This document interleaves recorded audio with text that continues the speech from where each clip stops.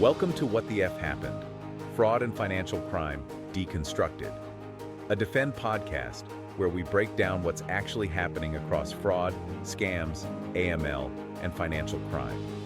Each episode cuts through the noise to explain the tactics, trends, and real-world impact behind the headlines, so you're better prepared for what comes next. Let's get into it. Imagine you're trying to book a flight home for the holidays. You see the perfect seat, you click to buy it, and suddenly the website just freezes. Oh yeah, or the price suddenly jumps up. Right. Or the seat just mysteriously vanishes entirely. And, you probably assume another traveler just beat you to it. That's what they think, yeah. But there was actually a really good chance that seat was taken by a digital ghost. Like a bot that threw a digital towel over the seat, locked the door, and is basically holding it for ransom. I mean, the scale of that specific illusion is just staggering. We're talking about this invisible, highly coordinated corporate war happening behind your screen, like Right. every single time you log on, shop, or book a trip. And today, we're doing a deep dive into exactly how that war is fought. We've got this fascinating stack of intelligence from DataVisor. Right, they're the ones fighting this on the front lines. Exactly. They've compiled these 5 real-world case studies showing how their proprietary, unsupervised machine learning model, which we'll just call UML for short today, how it actually hunts down these massive fraud rings. And that core concept of UML is really what makes this whole deep dive so interesting.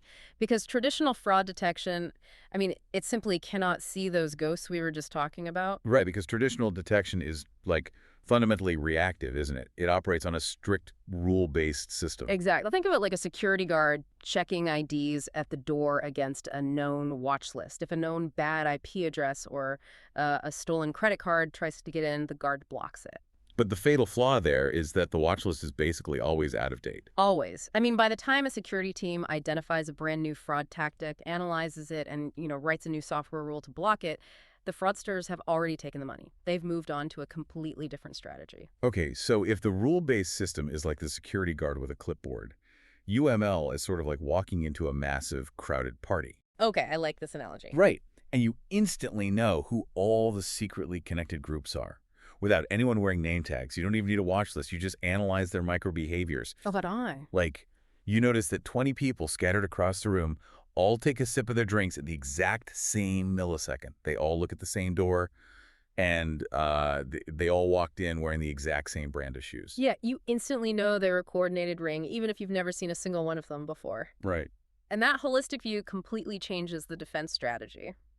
UML is label-free. It literally doesn't care about historical data or, what fraud looked like yesterday. It's just looking at what's happening right now. Exactly. It ingests these vast data sets in real time and looks for hidden links, these behavioral clusters. You stop playing whack-a-mole with individual bad actors, and you just shut down the entire syndicate at once. So let's look at how this actually plays out in the wild. And we're starting with the most primitive, aggressive tactic, right? Brute force. Yeah, going straight for the credit cards. Exactly. Our first case study is a global corporate card and expense management platform. And they were just getting hammered by what's called a BNPL attack. Right, a bank identification number attack. Yeah, where fraudsters systemically guess credit card details. They take the known VIN, which is just the first few digits of a card, and run these high-speed scripts guessing the rest of the numbers. The expiration dates, the security codes, all of it. And the sheer volume is the weapon here. Fraudsters know that buying lists of stolen cards on the dark web is getting, a lot harder because cards get deactivated so fast now. So they just manufacture the numbers themselves. Exactly. But here is the crazy part. The legacy security systems at this corporate card company, they missed 70% of these fraudulent transactions. See, that sounds insane at first glance. Like if a bot is rapid-fire guessing thousands of numbers, how does a multi-million-dollar security system just let 70% of them through? It comes back to what we call the isolation problem. Yeah. A rule-based system looks at one transaction at a time. Oh, okay. So, if a seemingly valid corporate card attempts a $12 purchase at some random merchant, the system just thinks, maybe an executive is traveling, the amount is low, the merchant is real, approve. It doesn't look malicious in a vacuum. Exactly. But UML doesn't look in a vacuum. When DataVisor's AI zoomed out, it saw the rhythm of the whole attack. And what did it see?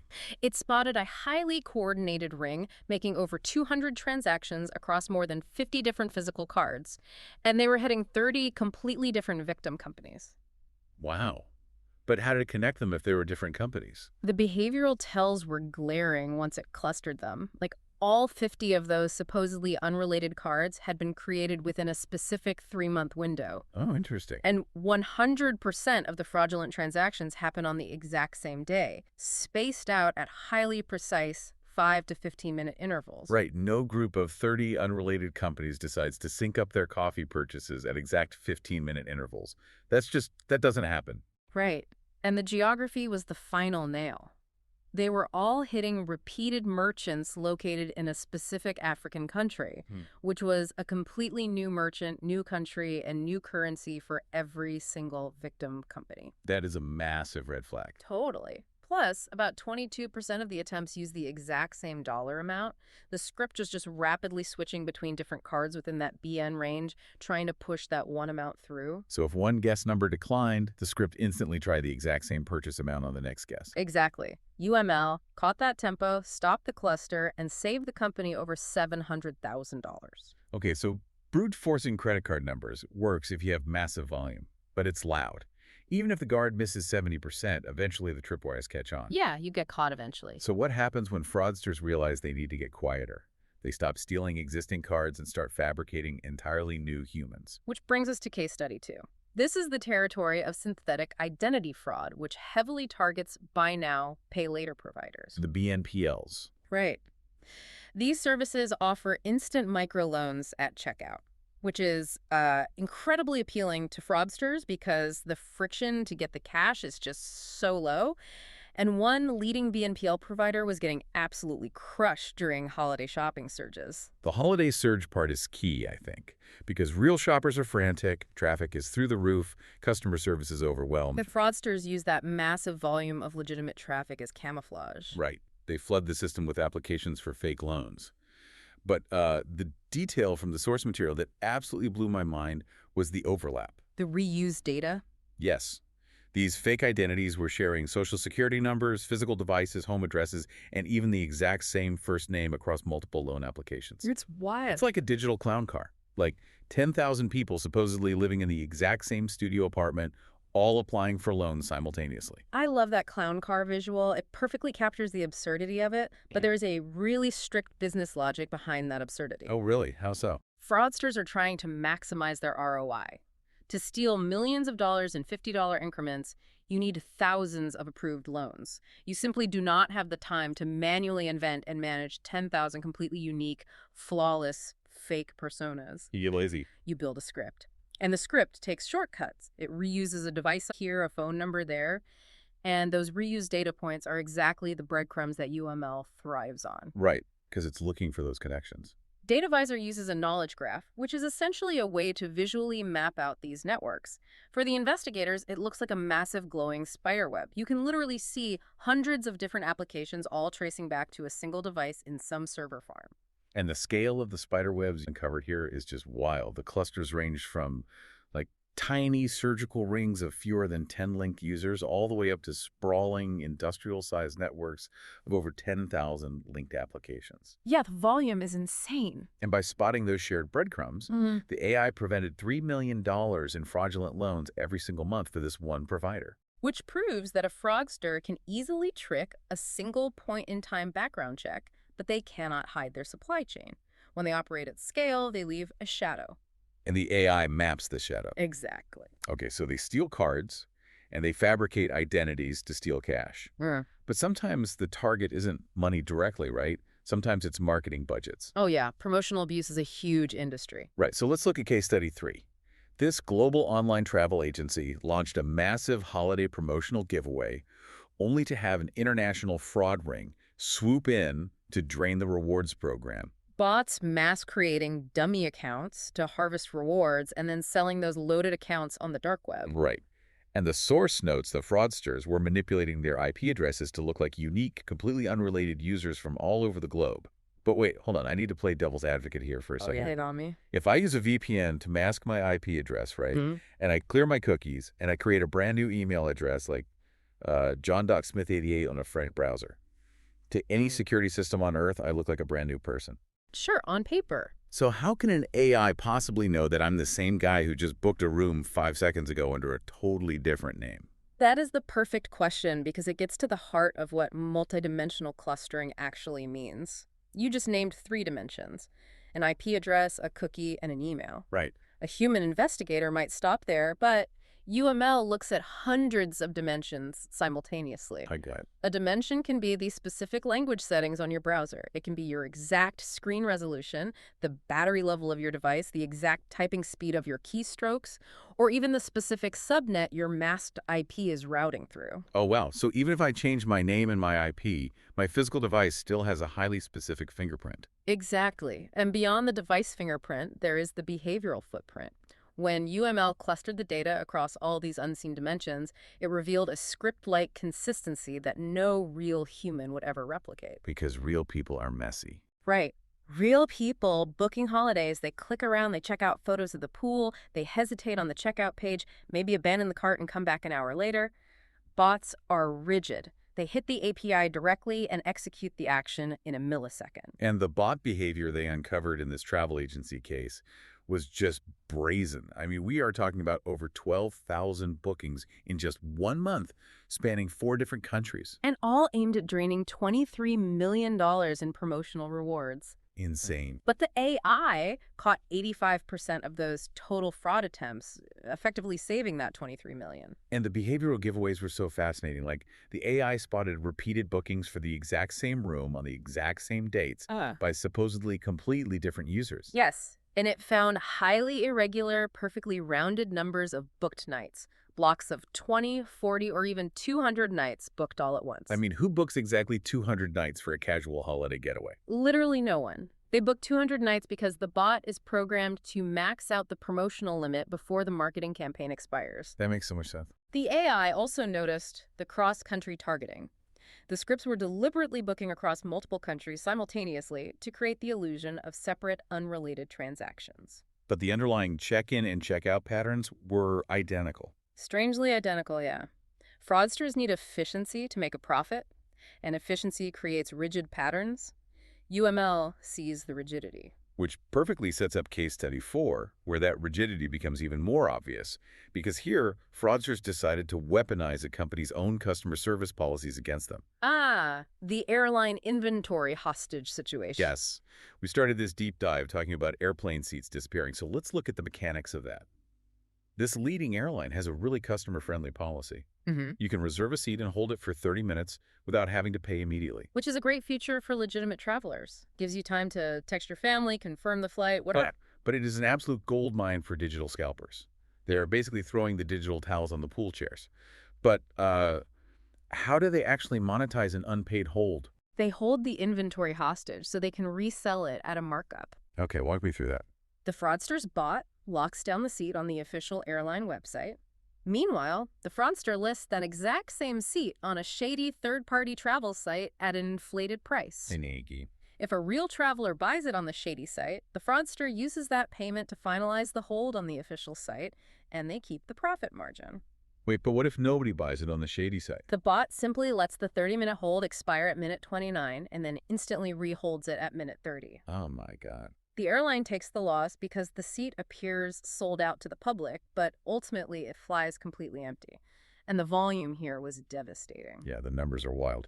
The airline faced over 2 million fraudulent reservations attempted over a single year.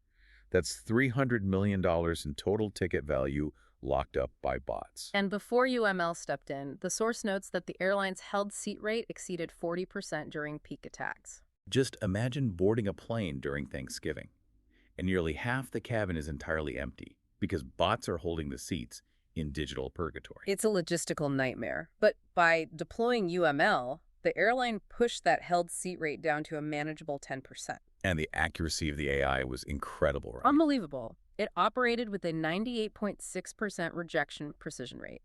meaning out of every 100 reservations it flagged as a bot, it was dead on accurate almost 99 times. Wow. And it was catching nearly 90% of them in real time, right as the fraudster was trying to initiate the hold. And the patterns it found to achieve that accuracy are so telling. It saw high-frequency orders happening like seconds apart over a 48-hour period. And notice the bots were exclusively using one specific third-party payment option too. Right, and there's rapid IP switching, trying to look like different users, but the IPs were predominantly localized to just a single country. The AI also flagged email prefixes with a highly consistent programmatic pattern, always a specific sequence of letters followed by numbers. But the most aggressive tactic it detected, I think, was the direct interaction with back-end APIs. Oh yeah, they weren't even loading the website. Exactly. The fraudsters were bypassing the main security checks entirely and plugging their scripts straight into the airline's back-end infrastructure, coming through the digital back door to throw the towels on the chairs. Which brings us to our fifth and final case study, the grand finale. The most sophisticated evolution of everything we've talked about today. Yeah, we've seen the smash and grab brute force, we've seen synthetic identities, and we've seen scalping. But what happens when a fraud ring infiltrates a massive business-to-business ecosystem and acts like a sleeper cell? This is where fraud graduates from a nuisance to a highly engineered corporate threat. The target here was a global financial management platform that serves 7 million small and medium-sized businesses. We have a massive ecosystem. Huge, and the platform was experiencing a rise in what looked like isolated one-off incidents. Individually, every merchant, every invoice, and every account action looked completely plausible. They stayed perfectly below the radar of traditional rule-based systems. Because they weren't trying to do everything at once. This was a patient, multi-path fraud ring imitating legitimate business growth. And they were hitting the platform from 3 different angles simultaneously. Let's break those down. First, there was payment fraud, using stolen credit cards to pay invoices. Right. Second, there was onboarding fraud, where the syndicates fabricated both the business paying the invoice and the business receiving the money. That onboarding fraud is so crucial to understand. By controlling both the payer and the payee, the fraudsters create this closed loop. They move funds in a rapid circle, extracting cash before the banking system realizes the initial funding source was compromised. It's basically money laundering at lightning speed. And the third vector was account takeover, or ATO. Where they gain access to a real legitimate merchant's account. Exactly, like a local bakery that has been operating for years. They get in and subtly change the payout routing numbers. The bakery keeps doing business, selling bread, but their daily revenue gets secretly routed to the fraudster's offshore bank account. And to the platform, all of this just looks like normal commerce. But during a 5-week spike, DataVisor's UML caught 94 distinct, massive fraud clusters hiding in that normal commerce. Just one of those single clusters contained over 500 fake transactions linked to 30 different merchants. The patience of these syndicates is what makes the clusters so hard to spot without AI, isn't it? Oh, absolutely. The fraudsters were creating fake business accounts and then letting them hibernate. They would age the account for 45 days without doing a single thing. A classic sleeper cell tactic. Great! Designed to trick older security systems that inherently trust accounts that have been open longer. So they let it sit for a month and a half, and then they do a tiny $15 test run. They just want to see if the pipes work and if the stolen card is still active. And once that $15 clears, they immediately jump to a $250 transaction and then scale rapidly up from there. But UML thrives on those subtle anomalies that rules miss. The AI noticed these supposedly normal businesses were applying for accounts at strange off hours, like 3 in the morning. It also noticed that even though these merchants claim to be in completely different industries, like one is a consultant, one is a landscaper, their geolocations were all suspiciously clustered tightly together in one specific neighborhood in New York. And it also flagged this bizarre verification mismatch. The phone numbers on the accounts were verified, but the emails were not. Or the business owner's email address was just a random string of nonsense characters. Yeah, a real business owner doesn't use an email address that looks like someone mashed a keyboard. Exactly. Oh. And by identifying those hidden clusters, the UML model achieved something remarkable here. It reduced false positives to an incredibly low 0.92%. Which is huge for legitimate customers. Yeah, and it prevented $5.3 million in annual losses. But perhaps most importantly from a business perspective, by automating the rejection of these obvious clusters, it slashed customer wait times by 80%. Because legitimate businesses were getting their money faster. The system wasn't bogged down investigating thousands of sleeper cells. The platform went from playing manual whack-a-mole with individual accounts to making sweeping, mathematically proven auto-reject decisions. That is just a massive operational upgrade. It's an essential paradigm shift. Modern fraud is heavily coordinated. Defending against it requires a system that looks at the invisible connections between events, rather than treating every single event as an isolated incident. So synthesizing this entire journey, we started with brute force key guessing attacks where bots just hammered the door. Then we saw them fabricate 10,000-person digital clown cars to hide in holiday traffic. We watched them manipulate APIs to hold airline seats hostage. And finally, we uncovered 45-day sleeper cells patiently waiting to drain B2B platforms. It's been a wild ride. It really has. Yeah. The overarching lesson is that real human behavior is wonderfully chaotic, and bots, well, no matter how sophisticated they get, they cannot escape their own rigid efficiency. Which actually brings up a slightly unsettling thought to leave you with. Uh-oh. I feel a trap being set here. Well, we've spent this whole time exploring how unsupervised machine learning is incredibly adept at hunting down the rigid, scripted, hyper-efficient patterns of software, right? Yeah. Especially when contrasted with the messy behavior of humans. Right. Think about your own digital life. How predictable is your routine? If you wake up at the exact same minute every weekday, open the exact same 3 apps in the exact same sequence, and trigger the exact same automated coffee purchase on your way to work. Oh, no. Are you accidentally behaving a little too perfectly? If an AI analyzed the sheer, unyielding rigidity of your morning routine, could it mistake your perfectly predictable Tuesday for a scripted bot? Am I a bot? Wow. I'm going to be thinking about my typing speed every time I buy coffee now. That is a brilliant and slightly terrifying thought to leave on. Keep questioning your routine, stay unpredictable, and stay safe out there in the digital wild. You've been listening to What the F Happened? Fraud and Financial Crime Deconstructed, a Defend podcast by DataVisor.